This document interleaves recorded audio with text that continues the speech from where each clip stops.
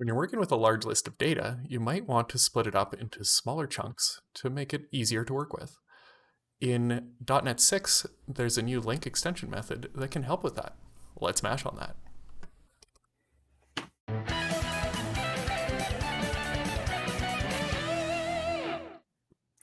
Hey everybody, and welcome back to another episode of the Asp.Net Monsters. We are, I think that LINQ might be the most overused software project name in the history of software development. I think I've worked on 6 different projects called LINQ in one spelling or another. But this is not about those projects. LINQ is in terms of the .NET world, most of us already use it a lot. Top, order by, select. We can do projections. We can do sorting and slicing and filtering. But it's not to say it's completely doing all the things that we need to do. And so there's a few new terms, and Dave's going to walk us through that. Yeah. So like any good example, we need to start with person class. So I'm using .NET 6 here, and I'm running. Where's the namespace? Yeah, I know, right? So this is .NET 6, and we don't have the namespace, and it's just a single file here, my program.cs. There isn't even a main method. Amazing. Currently running the RC1 release, the release candidate one, which has all these features that I've been anxiously awaiting to try out. So I'm just going to create a simple person class. We'll have a public string first name. We'll do a last name and an age. So just a simple person kind of deal here. And we need a big list of those. So I'm actually going to pull in our GenFoo library that we use sometimes to generate kind of realistic looking data. So I'm just going to do a .NET package add GenFoo. We have over 1.2 million downloads of that. I wonder how many of those are me doing demos. Right. 1/3 of those for you, 1/3 for Simon, 1/3 for me. Exactly. Okay, so GenFoo is in here now. I just need to add a using statement here. I can say using GenFoo.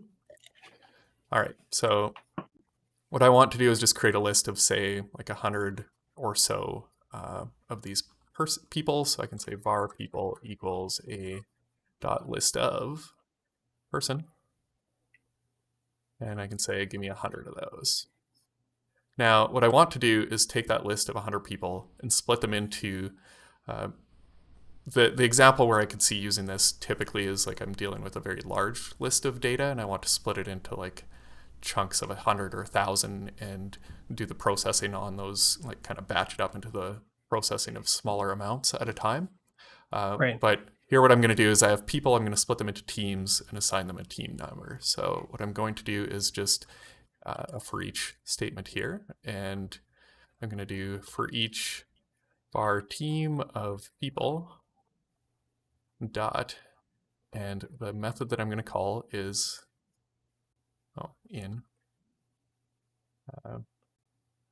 is called chunk, which is this new extension method. I just have to include LINQ, so I'm going to say using system.LINQ, and I'm going to tell it give me a chunk of 100.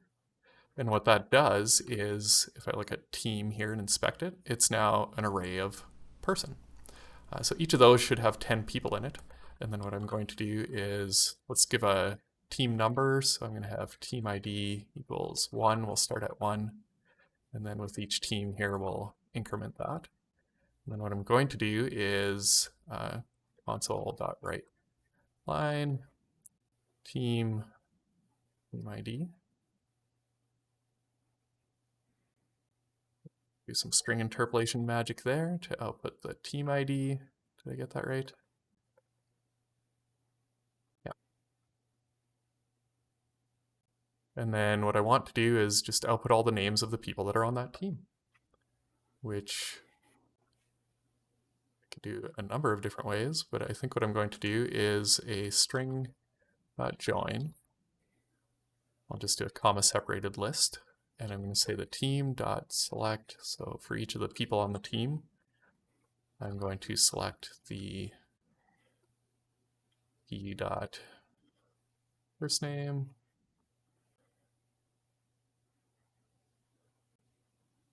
p dot last name.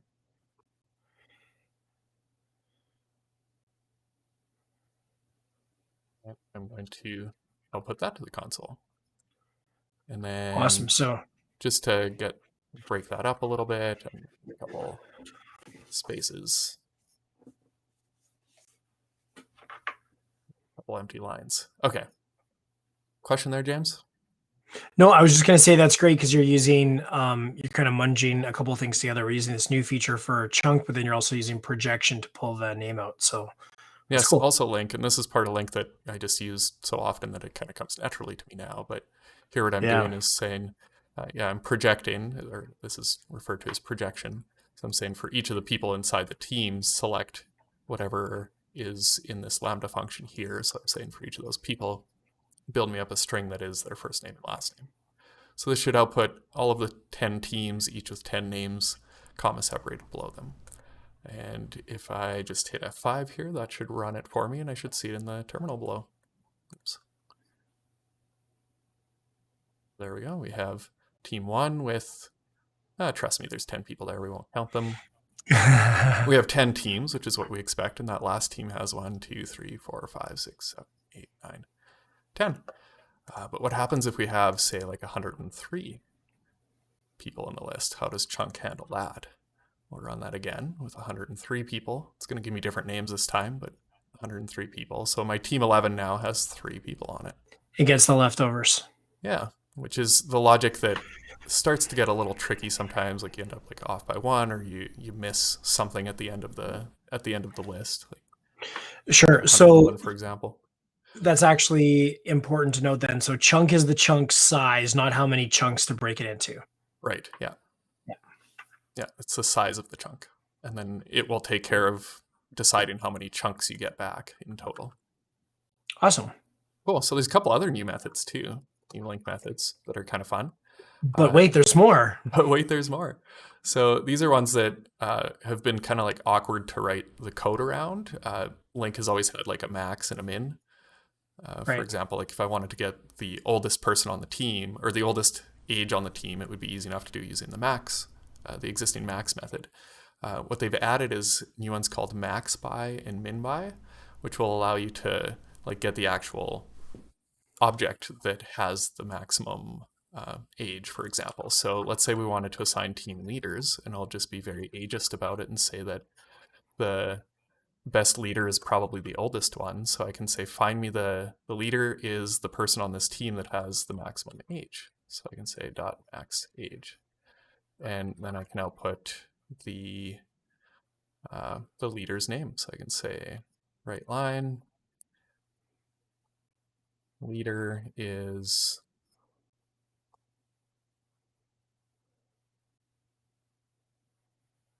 I'll output their age as well.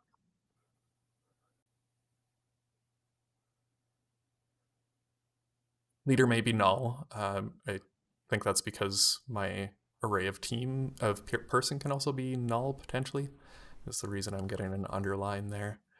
That shouldn't happen in this scenario. So now what I should get below each of the teams is the name of the leader along with their age. So that's the oldest person on each team. Some of them are quite old. I don't know what sport we're playing. Maybe it's lawn bowling.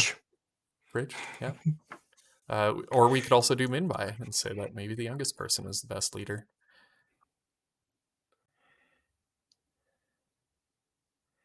And now we're playing trampoline. Age 1. Oh, I hope you're not putting your 1-year-old on the trampoline. Definitely coming across as ageist now, hey? Yeah, absolutely. The athletic ones are the youngest. Generally true, but still. There's a lower limit. Yeah. So yeah, it's just a few new methods, but they're methods that allow us to write a little bit less code and get more down to the business of solving the problems that we were trying to solve in the first place. Absolutely. And working with sets of data is one of the most that's pretty much what we do now. Like I feel like that's what I like most of my time is spent working on is on sets of data. So having these extra tools in the tool belt to help is really nice, actually. This is a good set of extensions to add in. I think these are helpful because you were always doing on min and max anyways, you were always doing some evaluation where you're basically checking a property or something like that. So Yeah. this is great. That works awesome, and I really like that chunk. Like, I mean, how many times have we written the 5 or 6 lines of plumbing needed to do that? Yeah. That piece there. So that's great. So many times. I think it'll reduce a lot of bugs because it sounds simple, but it's easy to just like be off by one with that Yeah, chunking logic. So, having that as just like a built-in thing that is there for you, it's huge. for sure. Awesome. Okay, well, remember to ask questions in the comments below. If you've got suggestions for new language features, other parts of .NET, the languages, the Azure runtime, or Azure in a hosting environment, whatever it is, go ahead and ask them. We might not know, but we'll find out, and we will answer your questions for you. Remember to like, comment, and share. Subscribe, mash on that alert button so that you get notifications, and we will see you all the next time on the ASP.NET Monsters. Thanks, everyone. Bye.